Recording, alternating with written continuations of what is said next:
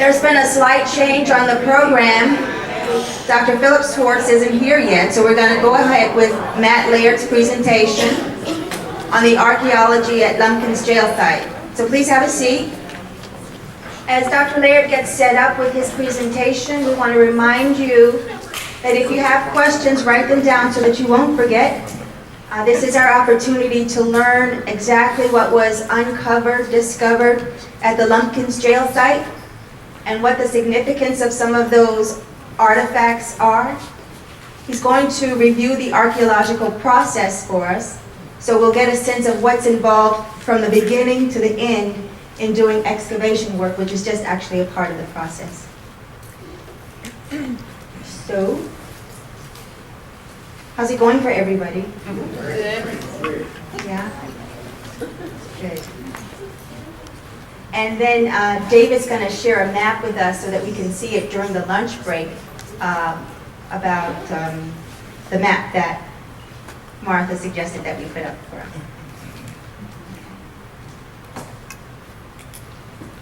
So, Matt Laird is the senior researcher and a partner with James River Institute for Archaeology, and his firm is the firm that did the archaeology on the Lumpkin's jail site.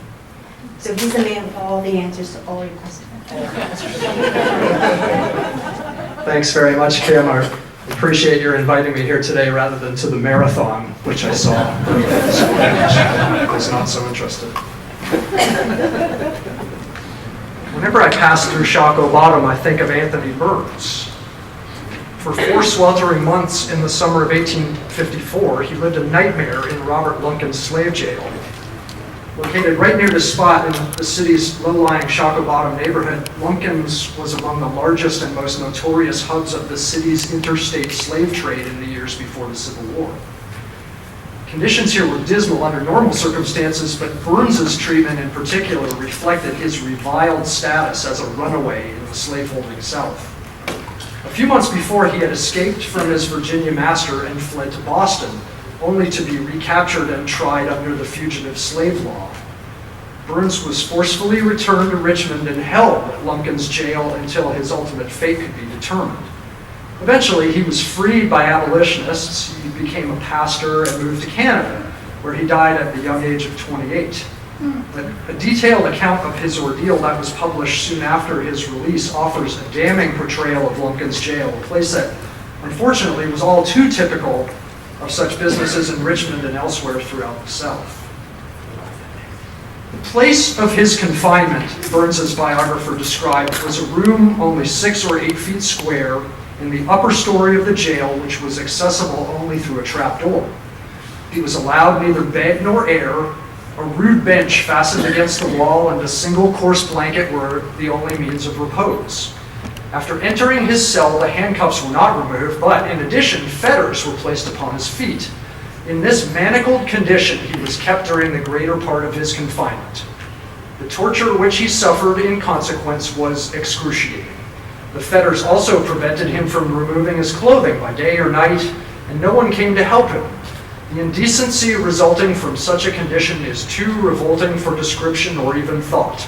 His room became more foul and noisome than the hovel of a brute. Loathsome creeping things multiplied and rioted in the filth.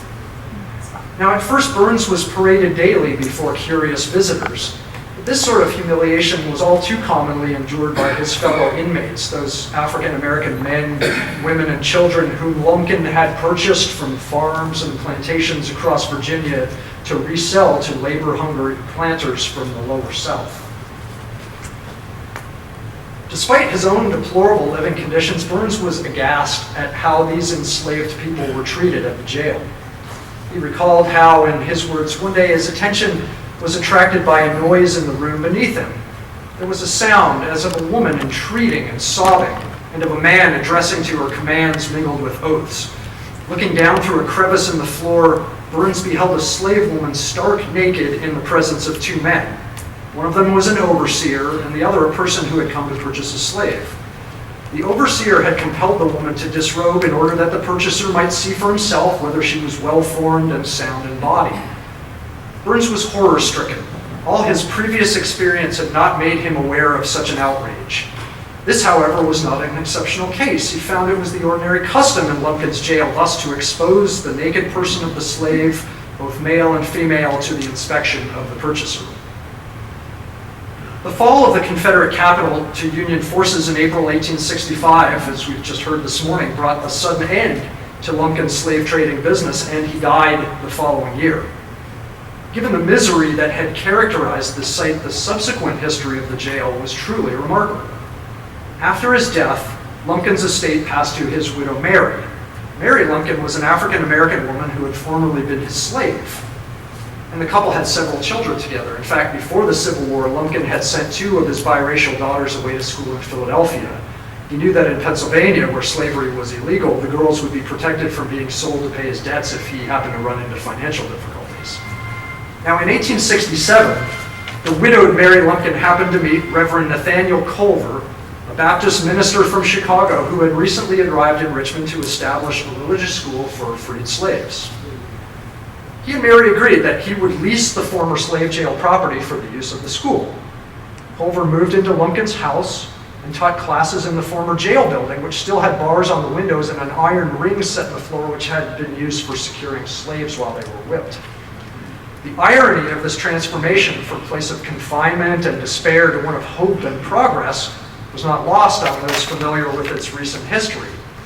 The old slave pen was no longer the devil's half-acre, marveled one observer, but God's half-acre. The Culver Institute, which was later known as the Richmond Theological Seminary, moved to more spacious quarters in 1870 and ultimately became today's Virginia Union University. In late 2005, the city of Richmond hired our firm, the JRIR Institute for Archaeology, to conduct a preliminary investigation of the former site of Lumpkin's jail, which had long since been buried beneath Interstate 95 and a parking lot adjacent to Main Street Station. Taking the lead in this project was Richmond City Council's Slave Trail Commission, which had been working to develop an historical walking trail dedicated to furthering public awareness of Richmond's role in the slave trade. Additional funding and support for the project was also provided by the Alliance to Conserve Old Richmond Neighborhoods and the Department of Historic Resources. The goal of this first project was to determine whether any remains of Lumpkin's former complex survived below ground. So it fell to us as our first major task to determine as accurately as we could the location of Lumpkin's property on a modern landscape, which, as you know, is vastly different from that of the mid-19th century. So to accomplish this, we conducted extensive background research using a wide variety of sources, including deeds, wills, city land books, Mutual Assurance Society of Virginia insurance policies, historic maps, and photographs. What we learned was that Robert Lumpkin first became associated with the property when he purchased lots 62, 63, and 64, and you can see them highlighted there in a section of Richmond which was known as Mayo's Addition in November of 1844. Each of these lots measured 30 feet wide and they fronted on Wall Street, which later became known as Lumpkin's Alley after Robert Lumpkin, which was essentially the extension of 15th Street between Franklin and Broad. The lots extended eastward towards Shockoe Creek. This portion of the creek, as we also learned this morning, was covered in the early 1920s, and today it remains part of the city's stormwater management system. But in the mid-19th century, at this time, it was an open water course that carried noxious, industrial, and other waste through the Shockoe Valley before eventually emptying into the James River. So while the structure used to hold slaves prior to their sale has become familiarly known as Lumpkin's jail, our research showed that Lumpkin actually did not build it. In fact, he was the third slave dealer to own this property. The first to develop these lots to any significant extent was Bacon Tate, a slave trader who operated a private jail in Richmond in the 1830s. By 1833, he had built a 2-story brick dwelling house which fronted on Wall Street. This was the same house that was later occupied by Robert Lumpkin when he owned the property, and then by the Reverend Nathaniel Culver. Later that year, Tate sold the lots to Lewis Collier, a fellow Richmond slave dealer who had extensive business ties with plantation owners throughout the South. Collier made additional improvements to the property, but it appears that he overextended himself financially, and in 1844, the Bank of Virginia foreclosed on the property. So no doubt the 36-year-old Robert Lumpkin was attracted to Collier's real estate because it exactly suited the particular requirements of his own slave trading business. So based on our research, we knew that when Lumpkin took over the property, it already included the brick dwelling house as well as a large hotel and a separate kitchen building. Most important, it also contained the two-story brick slave jail building that Collier had built. So what did Lumpkin's jail actually look like? Despite its notoriety, only a handful of images of it are known to exist. The most familiar is this sketch, which first appeared in an 1876 history of the Richmond Institute. It was then republished in 1895 in Charles Corey's A History of the Richmond Theological Seminary. Now, the initial 1870s publication date of this sketch is important because it suggests that this drawing most likely was made while the jail was still standing. In fact, this image does closely match Corey's description of a, quote, low, rough brick building 41 feet long and 2 stories in height with a piazza or porch to both stories on the north side of the building. Oddly, the better-known 1895 history failed to mention the width of this jail building. However, when I examined a copy of the earlier 1876 version at the Library of Virginia, I found that this description of the jail is essentially the same, but it also included the statement that the building was 18 feet wide. Now, this may seem like a trivial detail, but as we'll see, this one obscure bit of information actually became critical to helping us identify its archaeological remains. Now, Lumpkin's complex is also pictured in a handful of fascinating 19th century photographs. The earliest is this daguerreotype, which dates to the mid-1850s, which is in the collections of the Valentine Richmond History Center. Now this view, I have to say, this photograph was much larger, covered a much larger area. This is a greatly enlarged section of that. This view was taken, you can imagine, from Churchill looking west along Gray Street. So when greatly enlarged here, it clearly shows the various buildings which comprised Lumpkin's slave trading complex, including Lumpkin's house here, the hotel, kitchen, 2 unidentified outbuildings on the neighboring lot, which he purchased later, and then finally, you can see here, the distinctive upper story of the jail. You can see how it looks very similar to the sketch we were just looking at. Of course, it's partially obscured by this railroad depot, which is sort of running in front of it.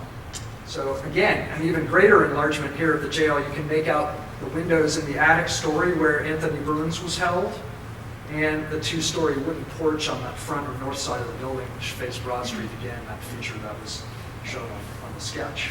Now, a later photograph, much clearer photograph that was taken in April 1865 by Andrew J. Russell in the collections of the Library of Congress, offers a much clearer view of the complex. Here again, we can see Lumpkin's house and the hotel that he operated, the kitchen, the buildings on the very southernmost lot of his property, and there again is the jail building, which once again is sort of blocked by these trees in the foreground. So from these photographs, it was evident how the buildings on Lumpkin's lot were situated in relation to one another. So even though no one source that we were able to find recorded exactly where the jail building itself stood on the lots, all the available evidence seemed to point to the fact that it was located at the back or eastern ends of the lots that he owned nearest to Shockoe Creek. Okay, so here's an aerial photograph. You can see we were able to superimpose that early 19th century plan of the city onto that. And so we were able to get a pretty good idea of where we were looking. So this entire neighborhood here that was around Lumpkin's Alley was once a bustling commercial and residential area. It disappeared more than a century ago. So given that we had only limited time and resources to conduct the archaeological testing in the first 2006 project, it was essential that we established as nearly as we could where Lumpkin's lots were located on the modern landscape. And so to accomplish this, we worked with the city's GIS department to geo-reference this 1835 Bates map of Richmond, digitally overlaying it on a modern mapping and aerial photographs. And from this, we were able to determine relatively precise locational data points for where Lumpkin's property had been. So the city survey team then used these coordinates to establish and mark the lot locations on site. As you can see from this aerial photograph, we quickly realized that the former Lumpkin's Alley and the western portion of his lots, which included the house and the hotel, which we saw in those photographs, are now buried underneath the Interstate 95 embankment. You can see the tractor trailer roaring past there on 95. But even so, we thought the results of this analysis were still very promising because it appeared that much of Lumpkin's complex, including the jail building, would have been situated on the eastern end of the lots beneath the parking lot behind Main Street Station. So establishing the exact location of the site was important, but it was clear from our research that archaeological testing would be complicated by the history of the property after the Civil War. Now, Mary Lumpkin sold the lots not long after the Culver Institute relocated, and city tax records and maps indicated that at least some of the Lumpkin-era buildings survived through the 1880s and were occupied as tenements. But in the early 1890s, however, these were all knocked down and the Richmond Iron Works was established on the site. Detailed fire insurance maps from the period indicate that this large foundry and machine shop was situated directly atop Lumpkin's former complex. And by 1909, these ironworks in turn had been demolished and the Seaboard Airline Railroad built a large freight depot on the site. If you're familiar with the Seaboard building, the old 1909 warehouse building that's in the parking lot adjacent to Main Street Station, it's actually half the size it is now. It used to extend double its length to the north, and so that section extended over the former Lumpkin lots as well.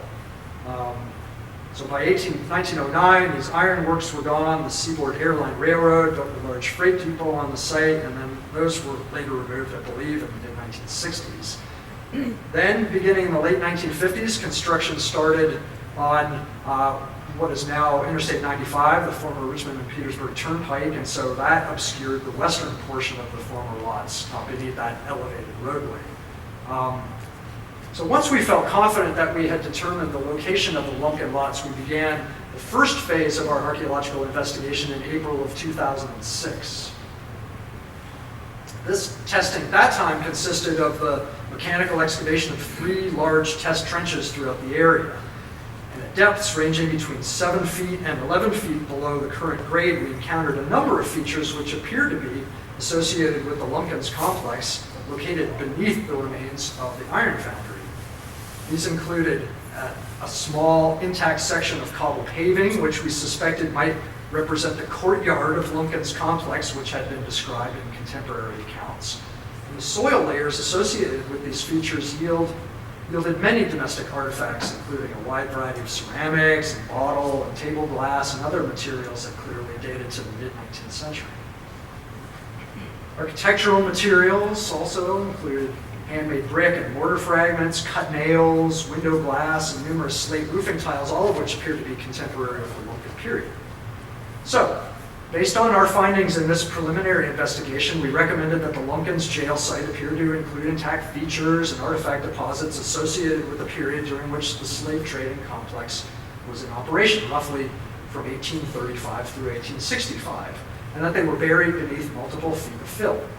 So over the following months, the City of Richmond, the Slave Trail Commission, and the Department of Historic Resources all worked together to secure enough funding to undertake a more intensive archaeological excavation of the site. Our firm prepared a detailed archaeological plan that would guide this effort, and once it had been approved, the project officially kicked off in early August of 2008. The methodology we proposed for the investigation was relatively straightforward. We would mechanically remove the upper layers of fill soil within these former Lumpkin city lots, documenting the remains of later site features associated with the Seaboard building and the Richmond Ironworks foundry. Once we reached intact soil levels associated with the Lumpkin era complex, we would then hand excavate test units to retrieve a representative sample of artifacts and to identify potential features. At that point, we would remove the remaining soil to reveal what may remain of the complex. So, on paper at least, this all seemed relatively straightforward. From our earlier work, we certainly had a good idea in advance of what we could expect, but the project, as often happens, proved to be even more challenging than what we had anticipated. As you can imagine, the sheer scale of soil removal during this project was massive. The entire excavation area measured about 160 feet north by south by 80 feet east-west. So for the first several weeks of the project, we painstakingly dug through the various layers of fill covering the site, removing literally thousands of cubic yards of soil. We soon encountered the large concrete slab footers from the Seaboard building, which we recorded and then removed, and then we uncovered the intact foundation of the Richmond Ironworks foundry, which consisted of a long brick wall set on large granite blocks. Here's a picture of the former ironworks foundation. So once we had documented these later features, we continued to remove the fill soil, although now much more carefully, as we expected to begin finding Lumpkin era features. So sure enough, it wasn't long before we began to uncover an array of amazingly intact features dating from the 1830s through the 1870s. One of our first finds, and perhaps most compelling, was this large area of perfectly preserved cobblestone paving, a small portion of which we had uncovered in that earlier 2006 study. So this represented the central courtyard of Lumpkin's complex, which was described in numerous historical accounts of the property. Here's another view of the courtyard area looking south. So running north to south along the eastern edge of the courtyard was this V-shaped brick drain, which we learned during a very wet December of digging on the site still channeled water remarkably well after more than 150 years. Adjacent to the cobble courtyard, we uncovered the footprint of what we determined was the kitchen building that had been visible in the historic photographs. The surviving foundation of this two-story brick building measured about 28 feet long by 18 feet wide. The ground floor was divided into two main areas, divided by a central brick hearth, which you can see in the center there.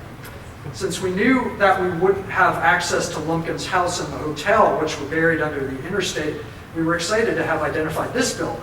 In many ways, this would have been a focal point of the complex, providing food both to Lumpkin's guests as well as to the enslaved African Americans who were held there. Another completely unexpected feature that we found was a massive brick retaining wall which ran north to south through the lots. This wall essentially divided the property into upper and lower terraces with a difference in elevation of about 8 feet. In this photo, you can see a portion of the retaining wall that we exposed in the excavation. Now, we believe that this wall was probably built when the slave jail complex was established in the 1830s. Evidently, these lots had sloped considerably eastward towards Chaco Creek, so this retaining wall would have allowed the public portion of the lots, which fronted on Wall Street or Lumpkin's Alley, including the main house and the hotel and the kitchen, to be raised and leveled. And this suggested then that the jail building to the east would have been situated on the lower level, well below the other buildings. So this actually began to make sense when we took another look at the photographic evidence. So look again at this 1865 view of the complex. It's clear that the roof line of the jail, which was a relatively tall building at 2.5 stories, still appears to be considerably lower than the other buildings on the complex, like his house and the hotel, which are located just beyond it. This also seemed to fit with the recollection of one contemporary observer who described the jail as, quote unquote, a large building surrounded by tall brick walls. A lot of people had assumed before this that this was almost like a fortified jail complex with walls surrounding it, but I think it's actually likely that that was a reference to the retaining wall. So looking up from below, an 8-foot tall brick wall certainly would have been an imposing sight, forming a distinct physical and psychological barrier between the jail and the rest of the property. Now, this overhead view of the site, which was taken towards the end of our excavation in December of 2008, provides some perspective on the various site features which we identified. So here is the cobbled central courtyard and V-shaped brick drain. This is the location of the brick retaining wall that divided the site into its upper and lower levels. Here's the kitchen foundation there. In this portion of the site, we identified the remains of some unidentified outbuildings on his southernmost lot, which were visible in this historic photographs. And then finally, here in the lowest part of the site, about 15 feet below the level of the modern parking lot, we found the first tantalizing evidence of the jail building itself. I'm sure you can tell from that previous photograph that our efforts in that most significant part of the site were continuously hampered by flooding. Literally, as soon as we began uncovering evidence of the features in what we had predicted to be the location of the jail, water began filling our test trenches. Evidently, the groundwater level in this low-lying area is right around 15 feet, which unfortunately is exactly where we wanted to excavate. So we did the best we could, as you can see here, to de-water or pump the site out using these gas-powered pumps, but even running them constantly, we were only able to complete very limited excavations in that part of the site. Fortunately, we had just enough time to find what we had been looking for. To our surprise, at this considerable depth, we uncovered a perfectly preserved section of cobble paving and another V-shaped brick drain identical to the ones that we had found in the upper portion of the site. We also found an interesting second drain covered with flat stones that evidently had been built to channel water or other waste from the kitchen area right above it.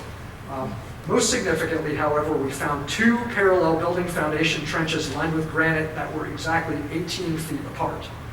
So taking into account the photographic evidence of the relative position of the jail on the lots and that 1876 account of the jail being 18 feet wide, we were convinced that we had found the remains of the jail. In the end, it just was not possible to keep this part of the site dry enough to continue excavations, sadly. Our greatest fear was that any further work in this waterlogged area would wind up just doing unnecessary damage to these significant site features. So, at least satisfied with the knowledge that we had indeed found the jail building clearly the most important and notorious feature of the whole complex, we reluctantly suspended our testing in this area. So in the course of our 18-week excavation, which lasted from the beginning of August through the middle of December of 2008, we retrieved literally thousands of artifacts spanning the entire history of the site from the 1830s through the 20th century. These included a wide array of ceramics, from basic utilitarian vessels to fine imported English wares. We found dozens of glass bottles of various types, many of which were intact. If you're familiar with Valentine's meat juice, which I think made the Valentines famous, we found a lot of those. We also found a large amount of animal bone, as you can imagine, particularly in and around the kitchen building.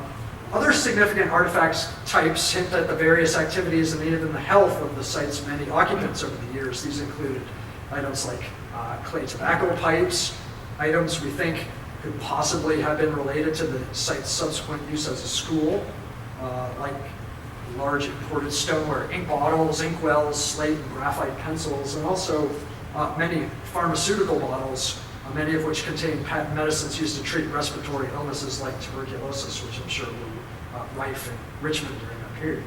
Now, while I have to point out that the vast majority of the artifacts that we uncovered during the excavation of the sort of domestic refuse typically found on 19th century sites, but a lot of them were from fill material that we uncovered, so can't necessarily be associated with the Lumpkin's jail site itself. A lot of these may have been related to the later occupation of the site when they were tenements up to the 1880s, but even so, we found a lot of personal items that you can actually tie to individuals, which we always find fascinating as archaeologists. These bone-handled toothbrushes and clothing buttons. Of interest to me in particular, given my myopia, we have lots of lenses from spectacles, which are interesting. Poignantly tiny pieces of porcelain doll parts, which suggested the presence of children at the site. And again, as I say, as is typical when you're doing urban archaeology, it's often difficult to attribute particular artifacts to specific individuals or periods of occupation, just because many of these artifacts are from the fill that was deposited after Lumpkin's site had ceased operation. However, there were some artifacts that we could definitively say were from that time period. One in particular caught our attention. This is part of a carved bone ring that we retrieved from the vicinity of the kitchen during the excavation in a context that we think we're pretty sure was associated with the actual Lumpkin period of occupation prior to the Civil War. We've always been very hesitant about making any definitive claims about who this ring could have belonged to, but the carved motif on it certainly is intriguing, and it is reminiscent of other items which have come from well-defined African American contexts, such as slave quarters. My colleague Garrett Fessler, who's in the audience, will recognize this. He was in charge of the excavations at the 18th century Utopia slave quarter just outside of Williamsburg about 20 years ago. And the design of the ring that we found at Lumpkin's is certainly a lot less intricate than this bone handle, but you can see there are some basic similarities in the design. As archaeologists, we always have to be aware of drawing simplistic conclusions about the connections between ethnicity and material culture, but at this point, there's at least the possibility that this ring may have belonged to one of Lumpkin's slaves, perhaps someone who actually worked in the kitchen. And if that's the case, it would be really exciting because this would be one of the very few artifacts that we found that we could actually attribute directly to African Americans in the site. I should also add that in general, we found that the very damp soil conditions of the site actually worked to our advantage in many ways because they preserved a lot of organic items like leather shoes and fabric and wood, which normally would have disintegrated long before. Now, this is relatively uncommon to find on archaeological sites, so it added yet another significant dimension to the project. So once we had completed that phase of the excavation, we consulted with the project partners and we determined that the most effective way to preserve the site for the future would be to intentionally rebury it. Now, it might seem counterintuitive for us to fill the site back after taking such pains over many months to excavate it and reveal all these exciting site features, but just considering the depth of the site, where it is, the flooding problems that are prevalent in this area, leaving that site open for an extended period of time would have just resulted in unnecessary damage to this very significant resource. And really, at the time, reburial offered the only viable solution for protecting the site from disturbance.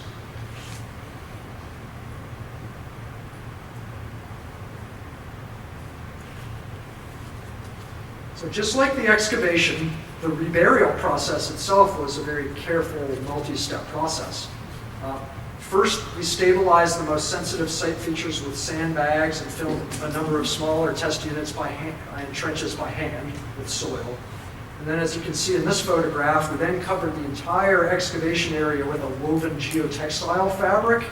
This is the same type of, it's essentially like heavy woven tarp material. It's the same type of material that's used in road construction. It's intended to help stabilize the site, allow for adequate drainage, and to prevent the mixture of backfill with the excavated site features that it was on top of. So if and when the site is ever re-excavated, this will also serve as a convenient marker for backfill removal. So whoever has the opportunity to re-excavate the site in the future should have a much easier time of finding these features than we did. Once this geotextile fabric had been carefully positioned, the backfilling process began.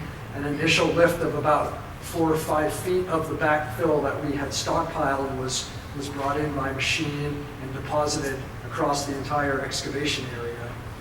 And so it was only once the site had been filled to a safe depth did the process of rolling the soils with heavy equipment begin. Engineers consulting with the city determined that repaving the site would require a degree of soil compaction that might actually damage the buried site features. So it was decided that in the short term, the surface would be seeded with grass and maintained as open space. You probably recall for many months after the excavation was over, it was really just left to kind of grow over as grass. So more recently, as I'm sure most, if not all of you have seen, the Slave Trail Commission has established this park-like and very attractive memorial right on the site with interpretive signage on the exact location of the jail complex that was uncovered. And they reused many of the various materials that we had initially excavated from the site, including these later 19th century cobblestones, which had surrounded the seaboard building and portions of the footers from the ironworks. As we outlined in our initial research design, the broad goals of the excavation really had been twofold. First, we wanted to identify the major surviving components of this particular urban landscape. Second, and more importantly, we wanted to better understand the experiences of the various people who passed through this site from the 1830s through the 1860s and beyond. Now, we certainly were able to confirm that the Lumpkin era site features remained remarkably intact, having been protected for all these years by many feet of fill. Because of this, we recommended that there is still much more of the site, particularly that lowest area, including the jail building, which could still be further investigated archaeologically in the future. Our analysis of the findings has given us a much clearer picture of what the site looked like and how it operated during Lumpkin's era. Most strikingly, we came to recognize the extent to which both the natural and the built landscape of the site was deliberately employed to emphasize the subordinate position of the enslaved persons being held there. You can imagine for anyone who spent time at Lumpkin slave jail, whether they were white or black, enslaved or free, there would have been no doubt as to who occupied the very lowest level, both literally and figuratively, in the hierarchy of this slave-owning society. As you may remember, the project received a lot of favorable public and media attention while the excavation was underway. Newspapers across the world actually carried stories about Richmond's efforts to delve into its past, and many of you may have seen the March 2009 issue of Smithsonian Magazine featured an extensive article about the project.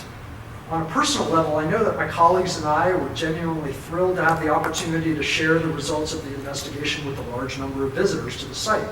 Having seen the tangible evidence of the ground, and even sometimes standing themselves on the cobblestones of the courtyard, many of them told us that they came away with a fresh perspective on Richmond's past, one that still lies largely forgotten underfoot. Now, as historians and archaeologists, we certainly were excited by what we found and the future research that it can sustain as well. On a broader interpretive level, by comparing Lumpkin's jail with other similar slave trading facilities in places around the state and the country like Alexandria, Virginia, and Charleston, South Carolina, we really still have a unique opportunity to develop a fuller picture of what scholars have termed the archaeology of urban captivity.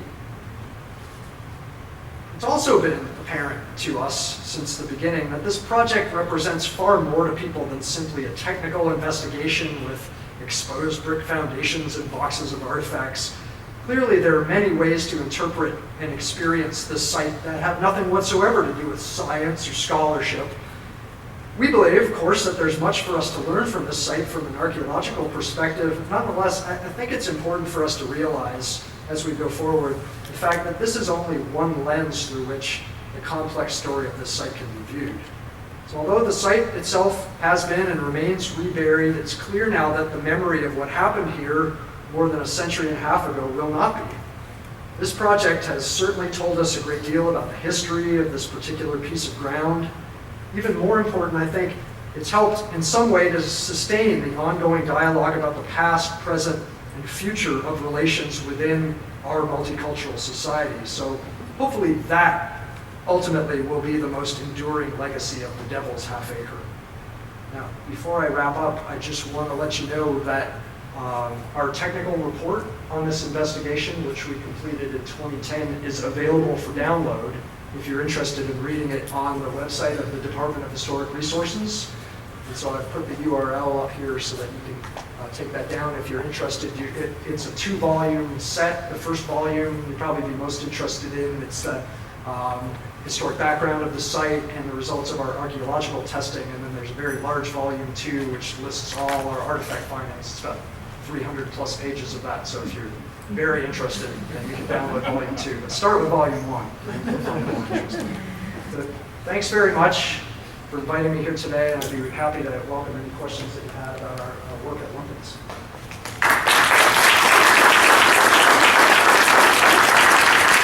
Thanks, Dr. Laird. What we're going to do is we're going to encourage people to write their questions down. We're going to start with a couple from the audience, but we want to make sure that everyone has an opportunity to have their question answered. And so we want to encourage you to write them down. So we'll start. Yes, I was wondering where the artifacts that you found are being held now. Yeah, we had them for quite a long time as we were processing them and cataloging them, and we've returned them to the city of Richmond, so they are being curated by the city of Richmond right now. That exact location, I cannot tell you at this moment, but the city has it. Matt, can you use your mic? Yeah. Simple question this time. I hope you can answer it right here. It appears you are a government agency. We're actually not. The Oh. James River Institute for Archaeology, don't let the name is a little deceptive. We are Oh. actually a contract Right. private archaeology company. So we were contracted by the city of Richmond and the Slave Trail Commission to perform this work. So Right. we're not a government. What was the cost? Your total cost? I'm trying to think back to the first stage of the investigation that we performed in 2006 was about $15,000, I believe, if I'm remembering correctly. It's very brief. The second phase, the detailed excavation we did was about $150,000. 150. So altogether, 165,000 total. Yeah. Thank you so very much for your presentation. My name is Monica Esparza, and I was wondering,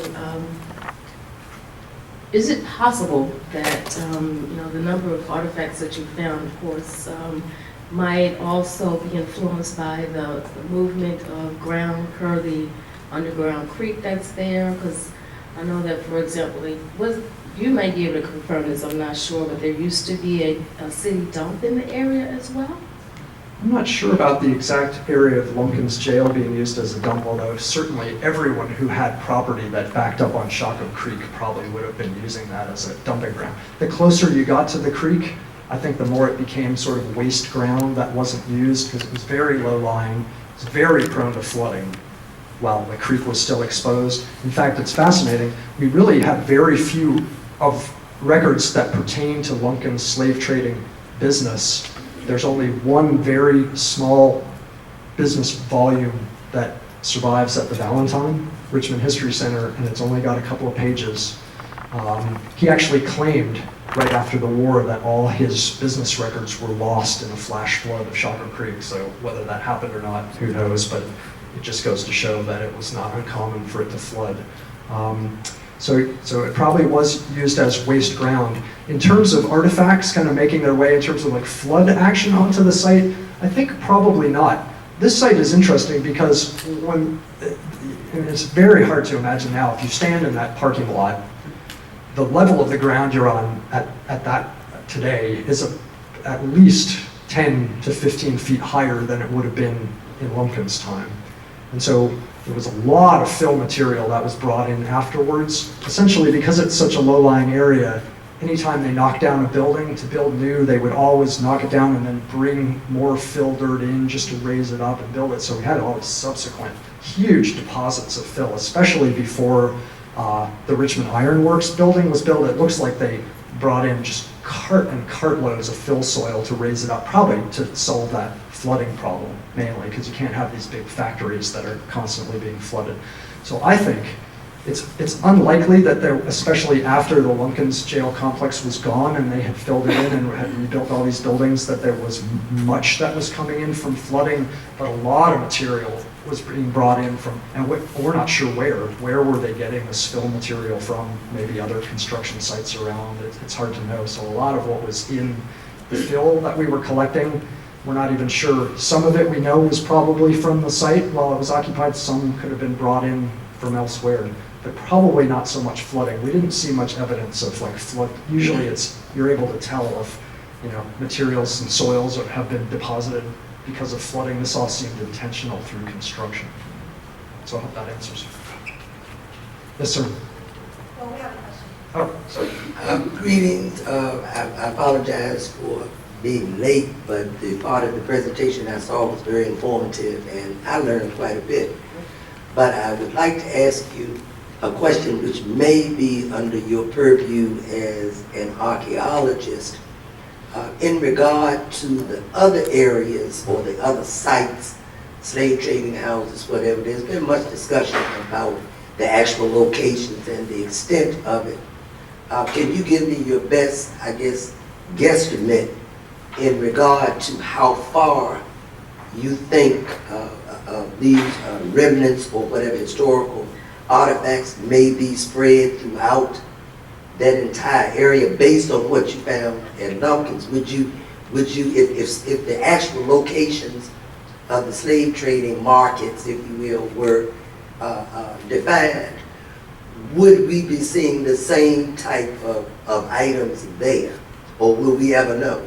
This is a very good question, and it would really be speculating for me to talk about. First of all, I haven't done a lot of research on where all the other slave trading facilities would be. I know that's an ongoing issue, and a lot of people are looking into that.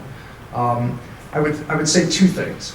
First of all, I think that looking at the Lumpkin's jail site, I think everything seemed to be conspiring against us actually finding anything intact in that area. There had been so many building episodes, huge buildings built on top of it. When we first began the project in 2006, we had no idea that we would find anything at all that would be meaningful to anybody. And so the fact that we found these intact remains is really amazing. I think it was due in large part to the fact that so much fill material was brought in.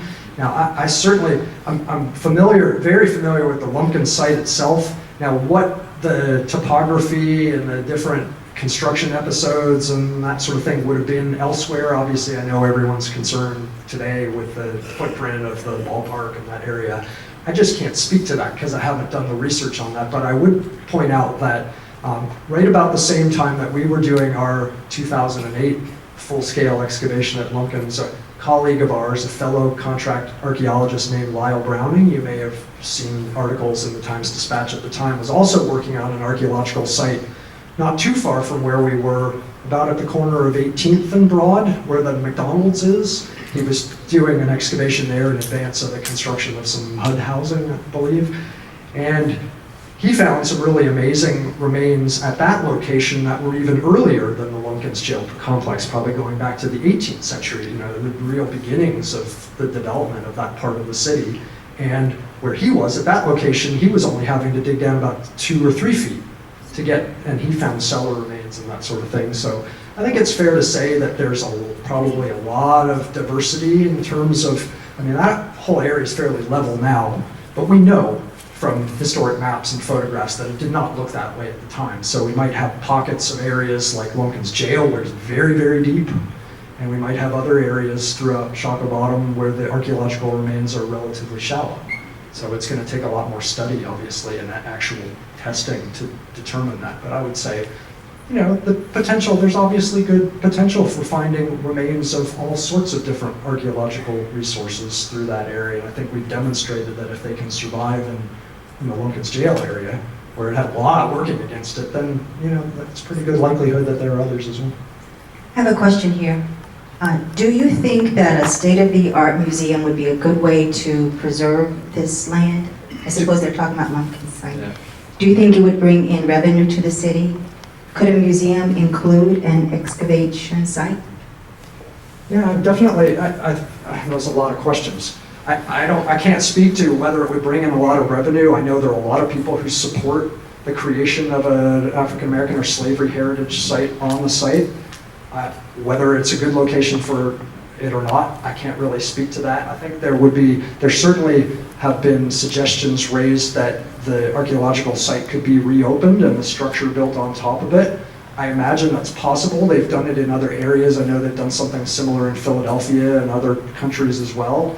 I would say that, you know, we're not engineers or architects, but it was obvious from us that the site was very wet and it was very deep. So someone who knew a lot more about, you know, hydrodynamics and how to keep the area dry and stuff would really have to look at that and figure out a plan, because what I will say is that I don't think there would be much point going back and reopening it and doing more archaeology unless there was some much more extensive measures taken to protect the site from flooding and wetness. I think otherwise we would just be doing more damage to it. So I'm sure that the people who are putting the plans together and thinking about it are aware of all these issues and would take that into account. Like I say, I'm not an engineer, but, you know, that would be a challenge. It's not like you know, archaeological sites in the Holy Land where it's very dry and things are, you know, you can easily have things exposed. You really have to make some serious efforts to make sure that once they were exposed that the features were preserved. That would be the whole point of the museum. 5 or 6 years ago, there was 10 feet of water over that site. Yeah. Well, I have heard that the area is prone to flooding. I don't live in Richmond, but that's been brought to my attention. I have a question here. Actually, a question and an observation. I had the chance to work on a job at 14th and Main back several years ago when they built another state building there. Oh, okay. And they excavated it down, and you could actually see the level in the old brick of the burn level from the 1865 fire. Oh, you could. And so what sort of depth can you recall about? Was it very deep? Probably at that particular point, because that's downhill from what you're talking about, probably 6 to 10 feet. Yeah. And then, of course, going down less than that, going down towards the water, I guess. My question was, I belong to the Universalist Unitarian Universalist church, and our pastor, during the time of the Civil War, the church basically broke up over a lot of things, was imprisoned at Lumpkin's. And I understand that there were a lot of Richmond Unionists who were imprisoned there and then traded as prisoner exchange, I think probably at Point Lookout. And did you find any kind of Civil War era stuff in there that would say something about that? Yeah, that's actually new to me. I hadn't heard about that particular instance. I knew that a lot of the slave trading facilities in that area were used, and just, they were so overwhelmed, especially once all the Union prisoners started flooding into Richmond, so they're using all these available spaces for housing people. But I have heard similar stories for other facilities in the area being used to hold either, Union sympathizers and runaways, and maybe not so much actual military personnel, but certainly, I mean, they're purpose-built. They were secure facilities. I think, the term jail might be somewhat misleading. That's sort of what it's been known as. I mean, it was a secure building, but, generally, I mean, Anthony Burns was been an exception. I guess he was being held there sort of as a prisoner, but most of the people who would have been passing through the complex would have been there relatively briefly. At least that was the point. I mean, obviously for a slave trader like Robert Lumpkin and his colleagues, the whole point was to be, they were bringing these people to Richmond in order to sell them as quickly as possible and have them move through. So it was kind of a temporary holding facility. But because it was these were secure buildings, they did often double, like you could actually pay to have somebody held there, for a certain period of time. So I'm sure they got through the Civil War years, especially when the slave, I'm not sure what was exactly happening in terms of the volume of the slave trade during the actual Civil War years, but there was probably a lot of space in these facilities to be using for that purpose. Hi, I have two questions. One is, how long did the archaeology take in each phase? And also, I don't know if you know this answer, but you said that there was a pastor that created the Culver Institute, is that correct? Yeah, his name was Nathaniel Culver. Okay, Nathaniel Right. Culver. Reverend And Culver. do you know what church he was with? Was it in Richmond or? No, he was a Baptist. I believe he was originally from New England, but he had been working most recently in Chicago, I think. And so right after the Civil War, and this was true of a lot of, religious people and entrepreneurs who really saw a lot of opportunity to come to Richmond to, start new, essentially missionary activities. And so he was a Baptist, and he had a church in Chicago. There's quite a bit of information about him. The history of the Culver Institute has all sorts of biographical information about him. And so he came. I'm not sure whether he had been to Richmond before, but obviously a lot of people were attracted here because of the opportunities. They had just a society that had been completely overturned and had lots of opportunities for establishing these schools for freedmen, and so that's what attracted him. And it was just fortuitous that he happened to meet Mary Lumpkin and found this place. And now I've already forgotten your first question. How long did the archaeology? How long did the yeah. Each phase? Yeah, the first phase, and in terms of field work, the first phase of testing that we did was about 3 weeks. It was very brief. That's when we were just using backhoes to trench through that area just to get an idea of whether there might be anything there.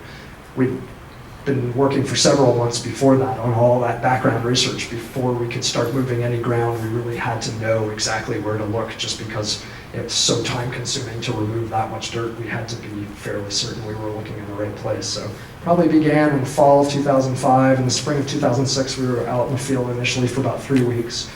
Then when we came back to do the full-scale excavation, that took 18 weeks. So we basically started in August of 2008 and finished up before Christmas of that same year. So it was about 4 months that we were on the site. And the preliminary research, how long did that take? About 3 months? Yeah, I'm trying to remember. We started working with the city towards the end of 2005. It was probably three or 4 months. Well, it was more than that, because we began in April. It was probably about 4 or 5 months that we had been working on it, off and on, to do the background research and collect all the information we needed, try to analyze exactly where the lots were, where to look. Got a question here? Yeah, Given the kind of interests that are going now with doing something with Shaka Bottom, I'm really curious, and I think you may have mentioned some of this, but I wanted you to say more about it, was how this project began and how the city got interested in it, and sort of the issue of the funding, that evidently you got a reasonable funding Right. to do this. Now, this is a very good question because I think it speaks to some of the issues that you're all interested in discussing here today. In both cases, the preliminary investigation and the full-scale excavation that we did, none of it was driven by any sort of regulatory requirements. Like we hear about Section 106 of the National Historic Preservation Act, that was not involved at all. The Slave Trail Commission had been interested, I believe, for a number of years in trying to find a location of Lumpkin's jail. It was one of the sites on their slave trail. No one knew exactly where it was, and they thought that it would be extremely valuable to actually find it and then try to excavate and learn something about it. So they, in conjunction with the city, obviously it's an arm of the Richmond City Council, they put the funding together with Alliance to Conserve Old Richmond Neighborhoods, and I believe the Department of Historic Resources had some matching funding for that preliminary investigation, but we were contracted directly through the city. So it was being done completely voluntarily as a research project, essentially, to aid in the interpretation and development of the Slave Trail Commission. And the same was true of the second phase of the investigation, which, as we talked about, was about 10 times more expensive. Obviously, when you get into full-scale excavation, it's more expensive. Again, it was not being done to fulfill any sort of regulatory requirements. It was completely voluntary on the part of this. And again, the city, Slave Trail Commission, Department of Historic Resources, Alliance to Conserve Old Richmond Neighborhoods all contributed funding to it. So that's how we got paid for our services. Got a question here? Yes. I would like to add something to that. Okay. The reason it got started was because the Alliance to Conserve discovered the Winfrey Cottage as a remaining slave cottage over on across the river in Manchester, and we started doing research, all kinds of research, and research about Shaka Bottom as well. And because we thought that something should be done to look in Shaka Bottom and to find out more there, we contacted the Department of Historic Resources and eventually the Slave Trail Commission. But it was the Alliance to Conserve Old Richmond Neighborhoods, a few little people who were not federal anything, who wanted to get this started. Before that, I just wanted to add, as a follow-up to your question, because the Department of Historic Resources contributed funding to both phases of the project, it was a requirement that our research design, basically what we were proposing to do, be reviewed by the Department of Historic Resources and approved before we did it. So we did go through. It's not like we had no regulatory oversight because they were involved, state funds. We did at both levels. They had to approve our research design for what we were going to do and review the results at the end of the project, and that's why they have the copies of our reports. They're in the public domain, but they're in the archives of the Department of Historic Resources because they were a project partner. Yes, I have two questions. One is, was Northrop from 12 Years a Slave, was he ever held at Lumpkin's jail? And the other question is, there's a lot of plantations that doesn't have a lot of historical things for African Americans. So why is it so hard for the evidence that you do have to make them not pay attention to it or not see it as something that's very vital to our history? Yeah, those are very good questions. I don't believe that Northrop was. Somebody can correct me on this. In my research, I didn't see. I think Anthony Burns is really probably the most well-known individual who was held there because this account of his ordeal was published. I don't think Northrop, did he come through Richmond when he was, yeah, he did. Okay, we have an answer. It was Goodwin's jail, which was a comparable facility. And do you know roughly where that was located? It was in the same general area. Oh, it is. We can't hear. What was the answer to that? I'm not going to say. Yeah, it's believed that might be within the footprint of the ballpark. I can't speak to that. I don't know. Goodwin's Jail. Yeah, Goodwin's Jail. And your follow-up to your question about, it's often difficult for people to, obviously these plantation records aren't always available. And the same thing is true of Lumpkins. I mean, unfortunately, even though it's such a well-known and notorious place, we actually know very little about any, aside from, these well-known people like Burns, very little about the people who passed through there. As I was mentioning, Lumpkin claimed that his business records were destroyed at the end of the Civil War, whether they were in a flood or whether he tossed them away or what, we don't know. But the one surviving business ledger that he does have is really fascinating, and you can go see it, you can hold it at the Valentine Museum, and it's about 3 pages of it are filled out, the rest is blank. And it lists the names and prices of probably 100 or 120 or so individuals who obviously were passing through his facility, and it's really fascinating. You can see a lot of them are women with their children. So it gives you a little glimpse into who would have been going through there. But again, like so many aspects of an enslaved experience, we just don't have a lot of records of these people at all, unfortunately. So we have, how many more questions are there here? Just one more? Okay, great. Thank you. Many of us contend, those of us who are from here versus those who have come here, that Richmond's been run by corporate, and that's with a large C, as long as Richmond has been Richmond. Dr. Laverne Bird Smith, 86 years old, talks about how her daddy was a maitre d' at the Commonwealth Club, and how the city fathers would make plans right in front of the wait staff as if they were mere pieces of furniture. And so they talked about how they would move all the black folk to the East End back in the 40s and 50s. And the white folks would move to the West End. Well, you used a term that it seems so much has been conspired against your work down in the bottom. And I ask, is there any way of knowing, would it be a stretch to suggest that there was a conspiracy to cover up this slave history, just as it was a conspiracy to destroy the largest black economy in the South, called Jackson Ward, with I-95? This is a really interesting point, and I think it's fascinating because the point at which we got involved in the project was right when a lot of people had an interest in learning about this, and obviously they had the desire, they had the means to put the funding together to actually do it.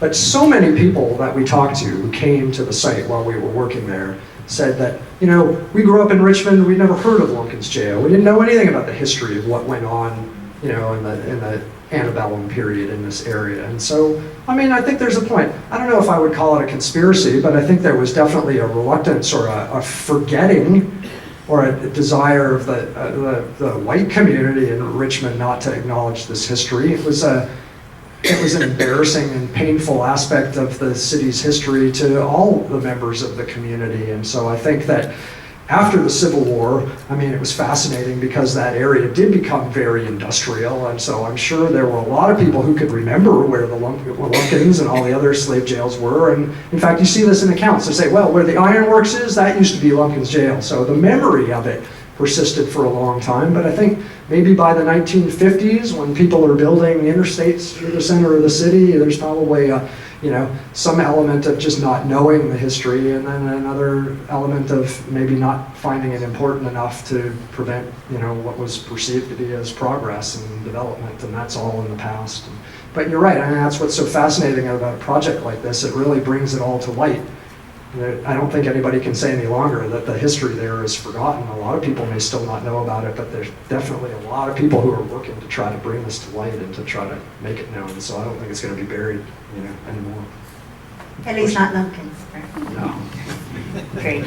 So let's give a hand to Dr. Laird.